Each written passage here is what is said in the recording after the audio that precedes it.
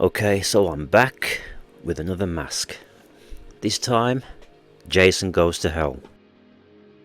Now, I know it's not everybody's favourite movie. Like I said before somewhere, Jason X is my least favourite because it's too comic booky. I know some people love that film, but... Or to put it another way, Jason X and Jason Goes to Hell, I would not put them in my top 5 Jason movies. However, I do wish they used this Jason a bit more, because I thought he looked cool from what we do see of him. This mask is very similar to the Part 7 mask in terms of size, and even has similar damage to the lower half of the mask. Now, there are two main versions of this mask, which is the undamaged version and the damaged version, which is the one that I'll be doing just to give it some variation from the Part 7 mask.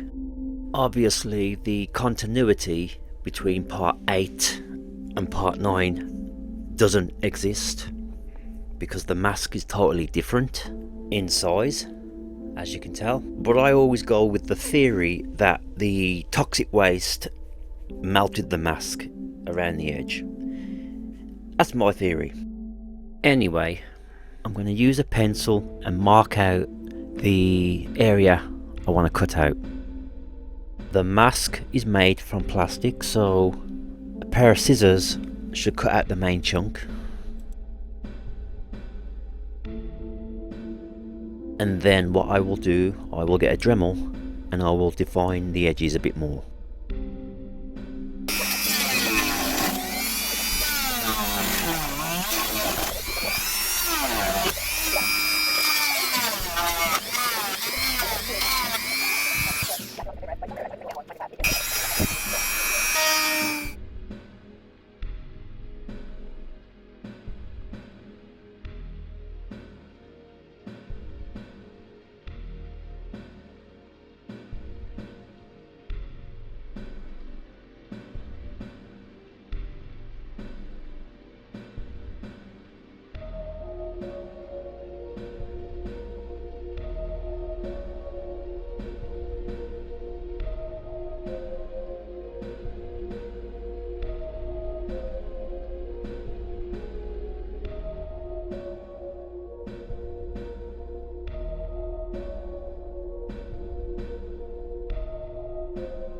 I'm just going to draw some rough guidelines with a pencil, and then I will go over them with my Dremel.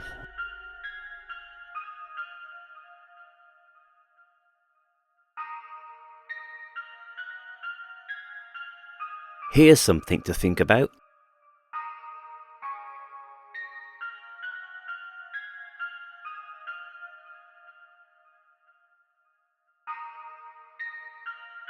Anyway, back to the video. I'm just going to use my Dremel and go over these marks.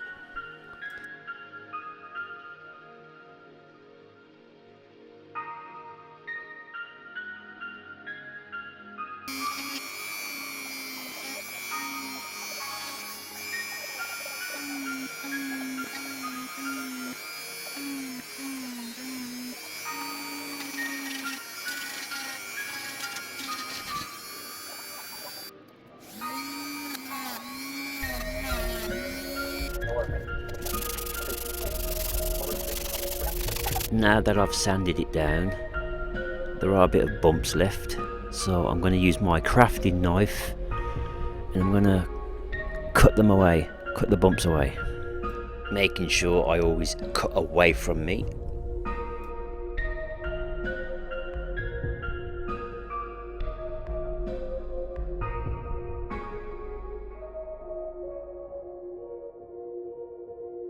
Use some sandpaper between the cracks.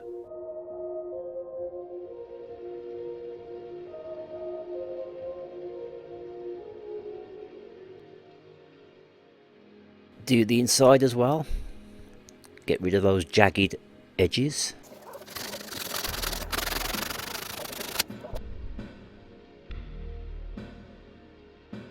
Now I want the damaged edge to curve outwards.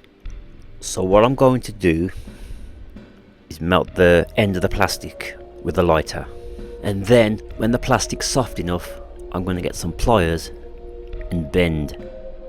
I mean, this is optional.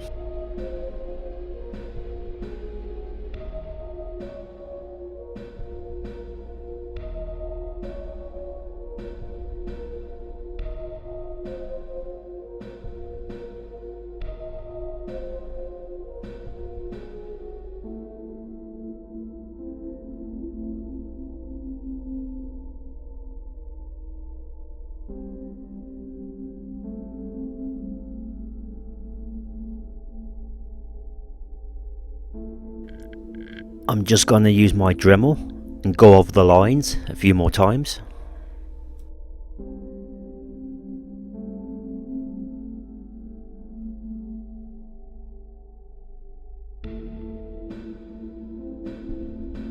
Like I say, there's two versions of the Part 9 mask.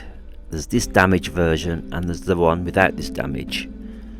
But like I say, Part 7 and Part 9, they are very similar, so I'll give the Part 9 mask that variation.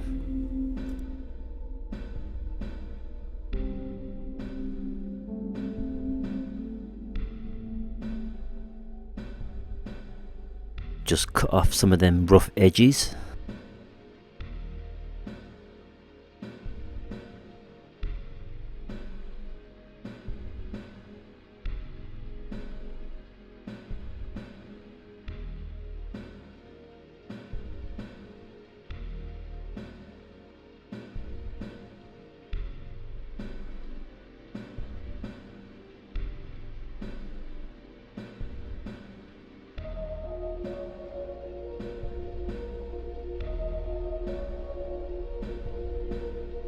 And that's basically the shape of the Part 9 mask, the damaged version anyway. Now this is something that I do, this is my personal touch. Say like if I'm painting a figure and I want to make that figure look grimy with dirt or blood. Now I brought this way back in about 2008, I think, some yellow grass foliage. And I used it for a couple of projects and then it was just sitting on the shelf. So now when I want to make something look grimy, I mix this stuff with Mod Podge. Like I say, that's just my option. I'm just using what I have at hand. Mix the two together and then I'm going to brush it onto the mask, mainly on the edges.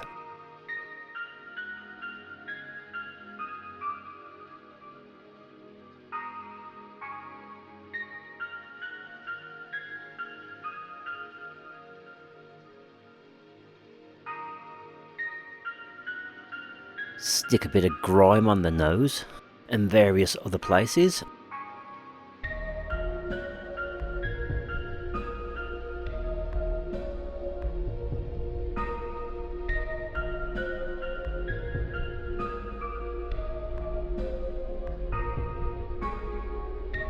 And once the Mod Podge hardens, that should stay in place.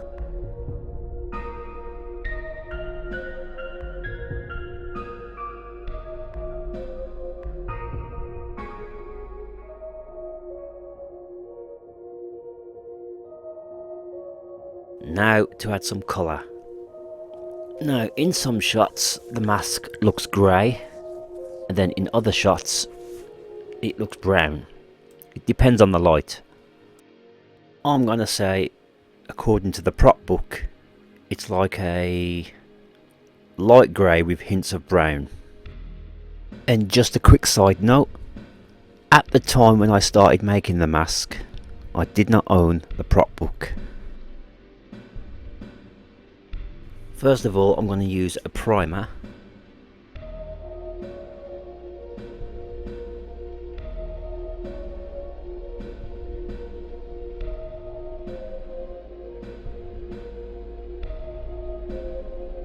Once that's dry, I will give it a second coat.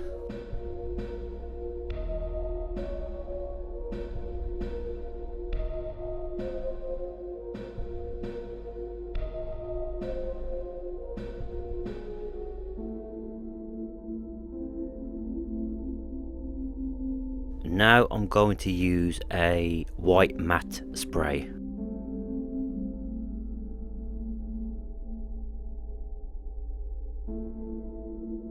Even though I've sprayed it white, the grey primer is starting to show through, which is giving the mask that slightly grey look.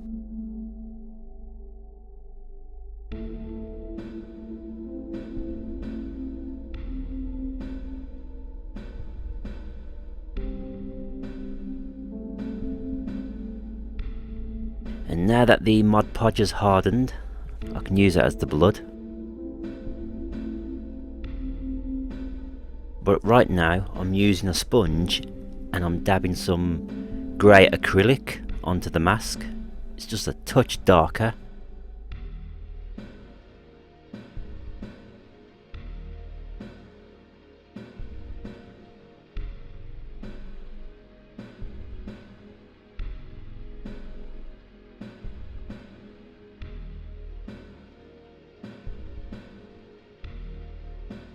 I want it so that it looks patchy.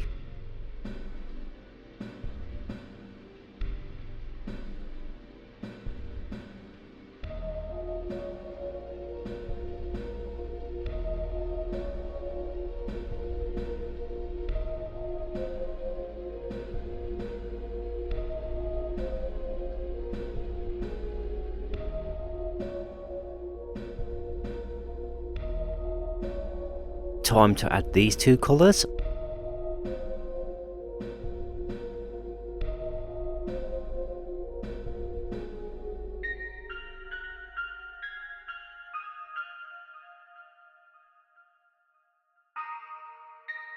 Just get an old cloth and dab it on. You don't need too much on the cloth. Just dab it on lightly. Mainly dab it on around the holes on the mask.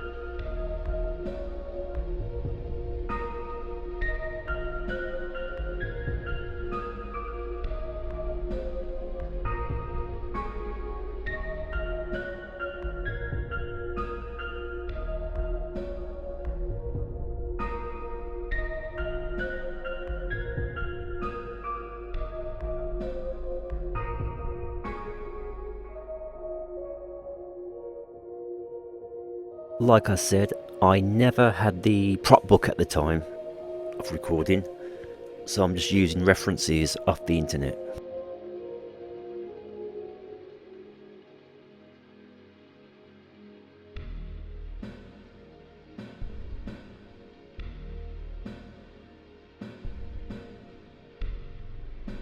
So you don't want to do too much, because when you put the varnish on, the varnish will bring the colour out more.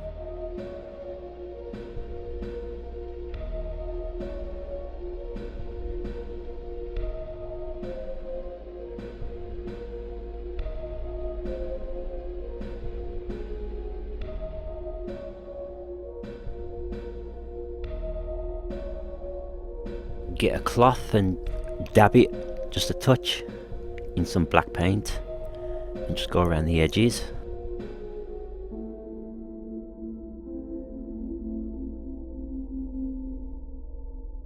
Put some on the nose.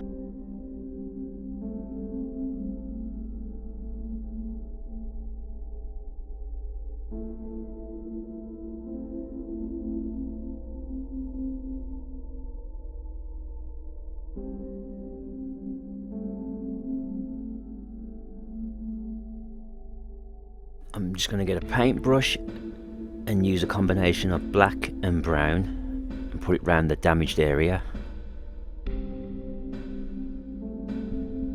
I'm just going to paint it on rough for now.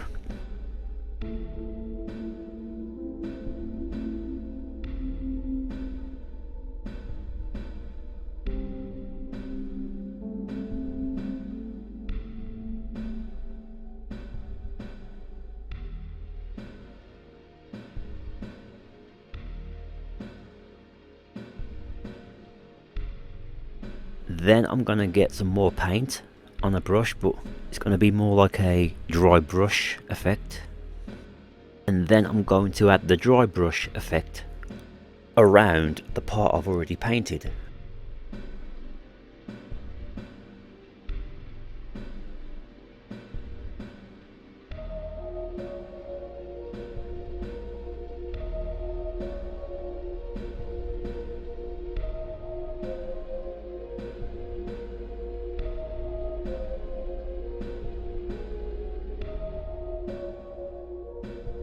I'm going to use a dry brush effect with a sponge around the lower half of the mask.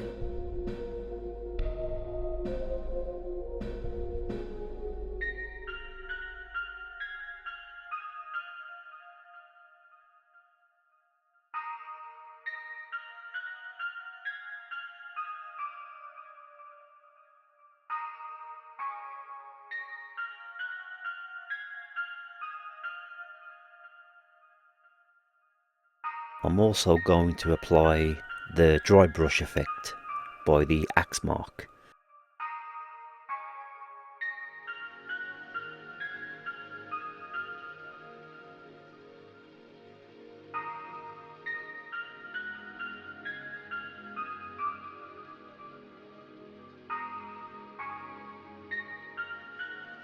Now to dry brush the edge of the mask.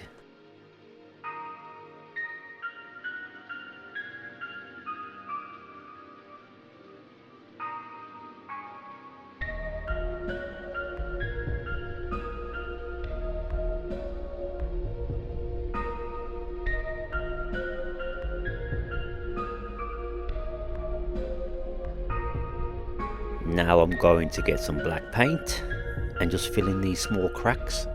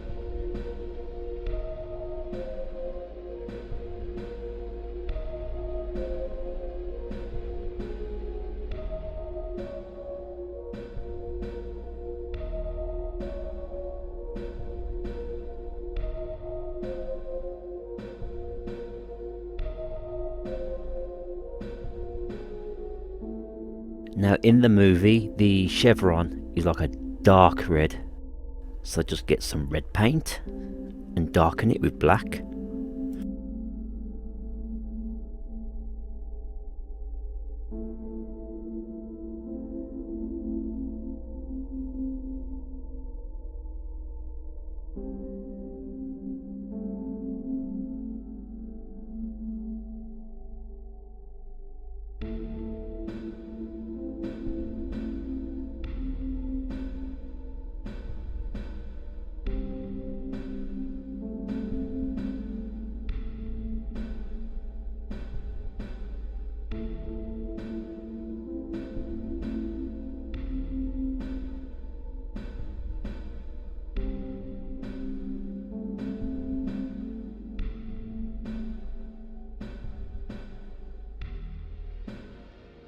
I prefer to use stickers.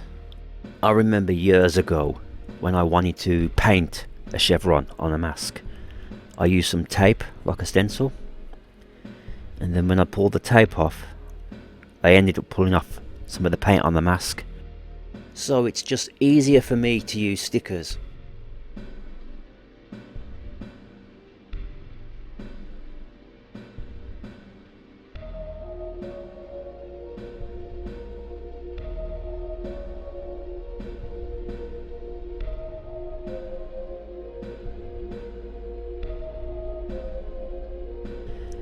Time to use some brown paint and paint along the edge of the black paint. Use a bit of brown paint to give it a dirty look. Again, I'm just using the dry brush effect.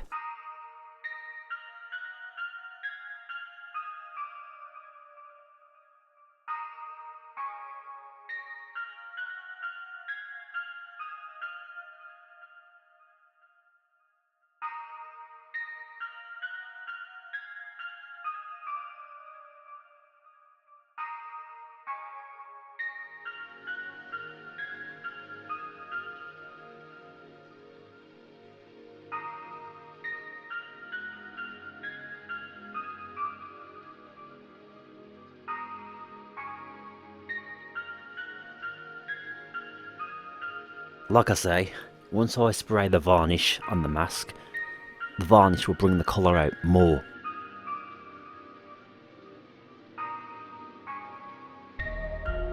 Time to add some red paint around the edge of the mask. As you can see, Jason's skin, it's now fusing with the mask.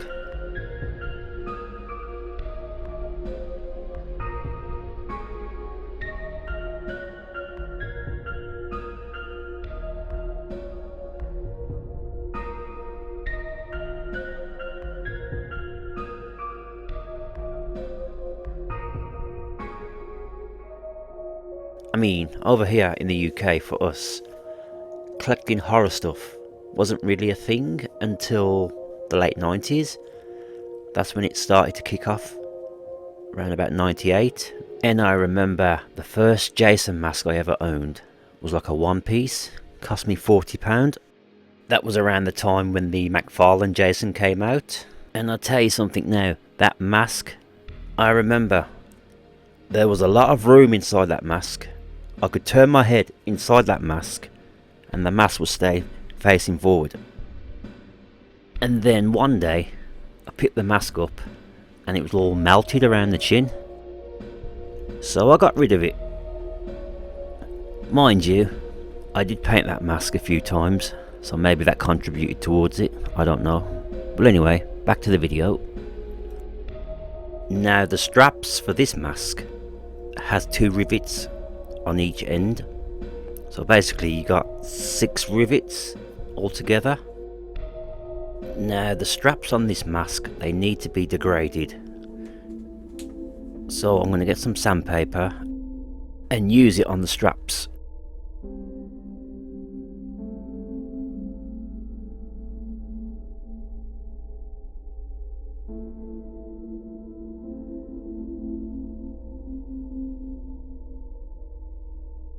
And then once I've sanded the straps, I'm going to get some black paint and I'm going to just dirty the straps a little bit.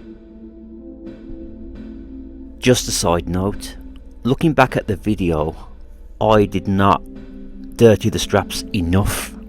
There should have been a bit more wear and tear, but it's okay for me because I will never wear this mask. I will put it on a wall. So the straps will be hidden behind the mask once it's on the wall. But I'll explain in a moment why I won't wear this mask.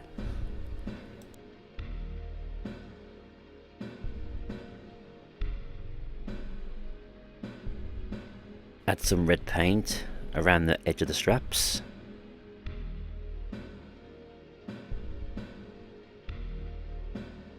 The reason why I won't wear this mask because it's designed for a big head.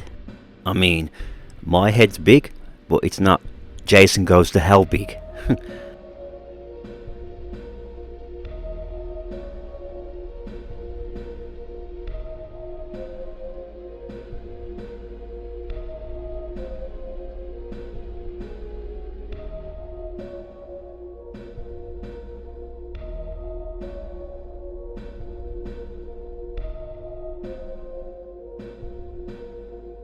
One of my personal touches that I like doing, spraying the mask with a dirty coloured water, which is basically just brown or black paint mixed with water, and then blow drying it straight away.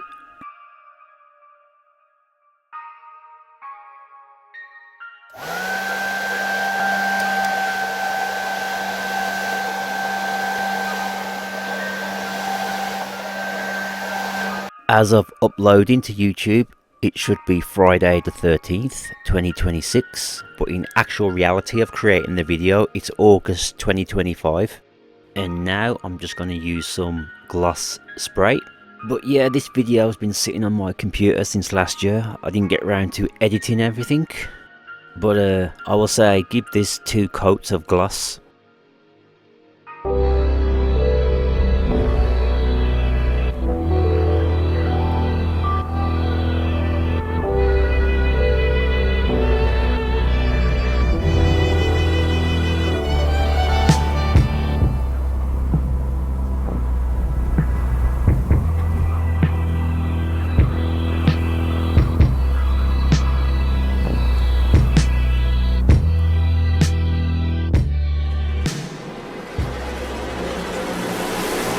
Oh, that's where I left my mask.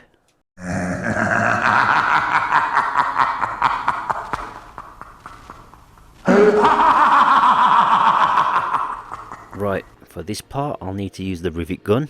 Take a washer, put it on the inside of the mask, put the rivet inside the gun, and then put the end of the rivet into the mask and through the washer on the other side. This is my least favourite part, putting the rivets on the mask. Once everything's lined up, squeeze the rivet gun. It may take a few attempts. As you can see, mine never cut the first time around, so I gotta do it again. I mean, everything's solid right now, it's held in place, but I need to give it that extra squeeze just to break the end off.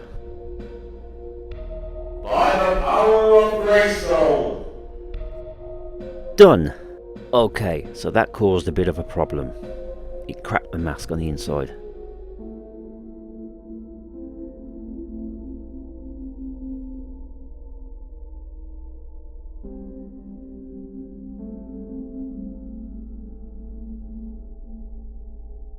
Right, try it again. Put the washer on the inside of the mask.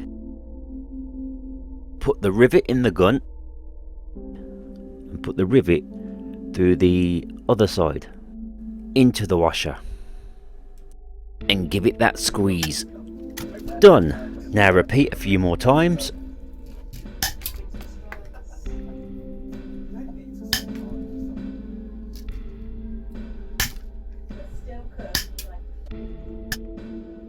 And that's that.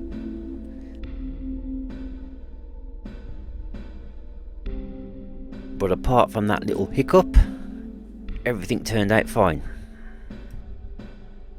Now the first one that I did, I used glue just to keep it in place.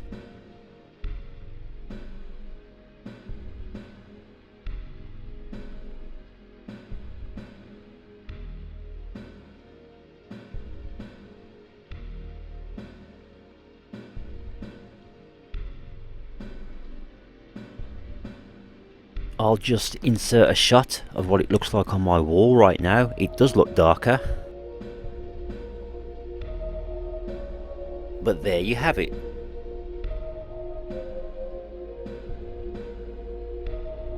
Probably if I had to redo this again, now that I have the prop book, I'd probably just add a few more scuffs on it. But overall, I'm happy with it.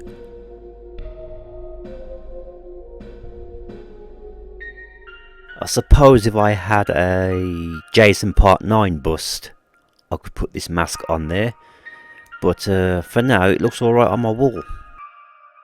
I mean, obviously I can cut the straps down to fit my head. But I know I'm not going to be wearing this mask, so I'm just going to leave it the way it is.